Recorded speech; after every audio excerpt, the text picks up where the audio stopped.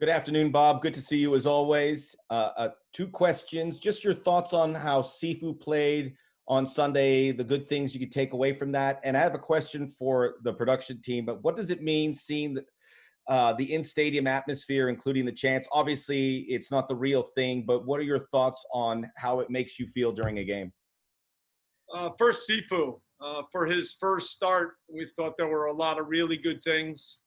Of course, the assist was very well done. But more than that, for a young player, he plays with confidence. He has a really good mix of qualities. His ability to make the right pass, his ability to dribble. Defensively, some good reactions, helped winning the ball a few times. So I think for a young player in his first start, there were really good things that we can try to build on.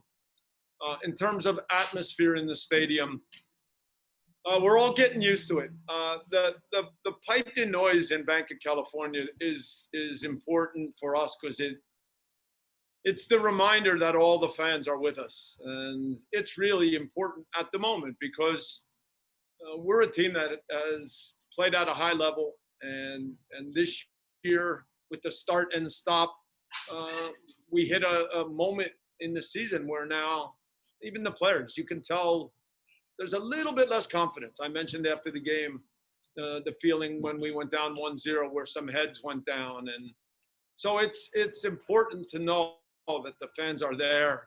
Man, they've always been great. And that background noise is a reminder of all the incredible supporters that we have. And we know that we are there for you every game. Thank you, Max. Next question is going to go to Nico Moreno. Nico, go ahead and unmute your line. Thank you, Aubrey. Coach, how you doing? Thank you for the time. I just wanted to know if did anything stand out going over the tape of what happened in Seattle, and how could you turn the things that maybe didn't go well that game around and make that beneficial for you in the next game? Seattle, I thought overall the start to the game was very good. I think our intensity was at a higher level than the game versus the Galaxy. That was our biggest disappointment versus the Galaxy. I don't think we had enough intensity. When I see the first goal over, it's a really good play by Rui Diaz, very alert. It's hard to say anything defensively in the moment because the ball has hit Tristan, and very quickly Rui Diaz sees the positioning of Kenneth and takes advantage. I mentioned that at that point, a little bit where guys have to still stay confident and strong. To be a really good team, you have to face some adversity. We've not had many moments. I think there's been 2 times where we've lost 2 consecutive league games before this. And so in the other moments, we didn't change what we were doing. We didn't abandon our style of play. We emphasized. And so one thing we're emphasizing in the moment is, in addition to the intensity and the mentality, is to make sure that everybody is working defensively for the team. We create a lot of chances, but certainly if you look at the league games we've played this year, we've given up too many goals, and we do want to go forward. We do want to create chances, but we never do it in a way where we want to leave ourselves open. Again, the second goal starts where Latif is dribbling and loses the ball, and then you can see that as the ball goes to Ladero, I mean, to be honest, if we move up quicker and we're at midfield, they won't be able to play to Ladero. He'll be offsides. But Eddie and Dan were too slow to move up. And that gave and it's very close, but that meant the ball came to Ladero. When it did, I think Tristan can close him down faster and be tighter. Because if he closes him down fast, it doesn't give Ladero the moment to play the pass. When Morris takes off, certainly Dejan and Eddie are in position. At first, they have a few yards advantage on Morris, but they really weren't ready to sprint. And then while all this is going on, for the goalkeeper, it's simple. If you see it coming and you can come fast and get there first, you do it. And if not, you have to be ready to try to make a save when Morris comes through. The mistake on the third goal is simple. Off the kickoff, we lost our positioning. Tristan moved high and wide. That's not something that we've done. And he felt badly about it. Eddie forced a pass into the middle. I think Eddie could have quickly received with his left and played with his right foot to Cheeky. But you know what? You make some mistakes and you have to be able to deal with the moments better. And so we believe in the way we play, but we also are working hard to eliminate mistakes and now to make sure the defensive mentality of the team is stronger. Thank you for that great breakdown, Coach. Really appreciate it. We're going to go to Ben Bayer next. Go ahead, Ben. You can unmute yourself. Hey, Coach. Thanks for doing this. Just again on the defensive issues. Obviously, you guys have given up almost two goals a game. Is there anything specific you guys are working on to correct that, other than the individual mistakes, or is there any changes that need to be made in the lineup to correct it? The lineup question is a really important one. We've been back from Orlando for a month, and I still feel that within the group in a month, a lot of guys are below their best. And so that's a question as coaches in terms of training every day, in terms of also making sure mentally we're supporting guys on the mental side, because managing players in a start-stop season is more of a challenge, and managing players with everything that's going on in their lives between COVID and also the civil unrest means that there's a lot out there. So I think that we still have a lot of guys that we've got to help them get back to their best level. The defensive part of it, I mentioned a second ago. There are things that we have worked specifically on. We've worked harder on getting rid of some mistakes on defensive set pieces. I think I said on one call that we've been a team that has defended corners very well in the first 2 years. And now this year there's been a couple of slip-ups, and they've come in different ways. And so we've tried to make sure that on the field, the guys are alert to different possibilities, because teams come up with specific ideas for games. And so you can't always tell your group exactly what's coming, and there has to be leadership on the field. The overall part of our game, again, the attacking part, the moving forward, the decisions about when to press, when to reorganize, in moments when we can't press, are we compact enough? Those are just things that fit within the way we play that can always be improved. So it's not back to the drawing board by any means. It's a challenge to the players and the staff every day to create the right environment and get as many guys back at their best level. And then it's always working on some small details to improve our overall way of playing. Thanks. We're going to go to Vince LaRosa next. Go ahead, Vince. You can unmute yourself. Hey, Bob, two real quick ones from me. You kind of touched on it lightly just now. To what extent is your attackers' kind of inability lately to be dangerous and get into the box? To what extent do you believe that's maybe allowing teams to get bigger chances going the other way? And the other quick one for me is, can you assess your team's performance in regards to flying in the same day and then playing a few hours after being on an airplane? Yeah, let me do that second part first. I thought players handled it well. I thought we had a good start to the game. It was nice to play on a night where the weather was a little bit better for a team that really wants to step up and press at times. So I thought that part went very well. In the last two games, we've had a lot of really good attacking advantages. And when you talk about getting into the box, you do it in many ways. You do it with the right pass at the right time. You do it with better dribbling. So if I use those two examples, Man, I could list so many plays. Early in the game, Latif plays a ball forward to Brian. It's a minute and a half into the game. Brian slowed down. Actually, I thought Latif gave a really good pass.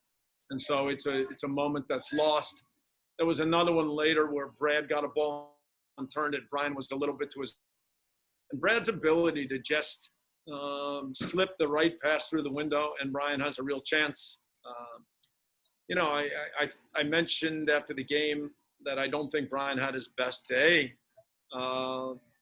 Still, his dribbling at times is a little too stiff. His dribbling at the moment is a little too predictable. Every day, this idea of seeing space and not being just a guy who's about power, but having a guy where there's some subtlety. But I also want to give Brian credit that on a day that wasn't his best, he also made a really good ball to Diego, who's now in on goal, and Diego just couldn't control it well enough. So all of these are plays that now when we're at our best, I'm not saying everyone's a goal, but when we're at our best, these are opportunities where you'll see us take advantage. Those are not typically the moments that lead to transition situations. Transition situations usually come in one of two ways. It comes when you just lose a bad ball. So again, on the second goal, as we start to play forward, the pass goes inside to Latif. In that moment, Diego has come back and almost gotten in Latif's way. It's a bad decision by Diego, because if he sees the ball's going to Latif, Diego should be in position to be on the move and a threat going to the goal. Latif starts dribbling, and Joao makes a good defensive play, but he just takes it away, and Latif falls down. And then, as I mentioned, when all this was going on, our defenders didn't move up fast enough. Ball goes to Ladero. We don't close him down fast enough. And then you've got to, in certain moments, be able to recognize that a guy has got his head up, a ball is going to get played behind, and now you drop at the right time and you are ready to run, especially against a guy like Morris. So those are the kind of situations that we work on and talk about. And the other defensive situation is where you go for the wrong ball at the wrong time, a long ball. There was a time in the first half that Eddie, from out near the sideline, played a ball up in the air, and Brad jumped, and the header was poor. And then our organization in that moment is out of whack because, you know, Eddie's decision is rash. And so we've got to be better and smarter with our decisions with certain passes. When are we controlling the game? When are we going forward? I think that part still, I've talked about that over the years. So that's not a new issue. That's just something that constantly needs to be calibrated. We'll take a few more questions. We'll go to Daniel Schwartzman next. Go ahead. You can unmute yourself and ask your question. Thank you. Hey, Bob, any modification for the starting lineup for tomorrow? No, I'll wait till tomorrow to give the lineup. We're still physically checking out some guys because of the short turnaround. But everybody seems to be in a good way, but we need to assess a few things, and then the lineup will come out tomorrow. Thank you. We'll go to John Rojas next. Go ahead, John. Thanks, Aubrey. Bob, it's more difficult right now to work. It's more necessary to work with the players in the mental aspect than the physical and tactical aspect. I'm just asking because, you know, we're talking about performances and numbers and, you know, teams. Sometimes out there we forgot that players are people first, and there's a lot going on in the world right now for them too. There's a human element in all this. You know, one of the best things I've seen so far was in the NBA playoffs when Paul George was struggling a little bit, and he admitted that the bubble and everything that was going on was a lot. And I really loved the way Kawhi, as a teammate and a leader, stuck up for Paul George and was there for him. And so, yes, every day you got to try to get a sense as to how guys are doing. Family situations. I mentioned also just civil unrest, and and how that is so emotional for players, for people around our country. So we are trying to find the right balance. We love the work on the football. We love trying to continue to improve, but it's got to be done in context with everything else that's going on in the country and in the world. And we'll do one more question from Katia Castorena. Go ahead, Katia. You can unmute yourself. Thank you, Aubrey. Bob, players were just saying how tough moments can shape you. So how do you feel like this moment in time where things aren't looking the way they were used to for you guys in terms of, things being easy and everyone being at their best self and shape, and also as an organization, as an opportunity maybe to grow and to keep on improving? To become a really top team, you have to be able to go through tough moments. You never get to the top where it's just nice and easy. And again, don't forget that we've had some other tough moments, so it's not the first one. But yes, when you consider the other factors in play this year, you can see that this one wears on guys a little bit more. And I used the Kawhi Leonard example because being a good teammate, being strong, helping others on the field and off, this is our life right now.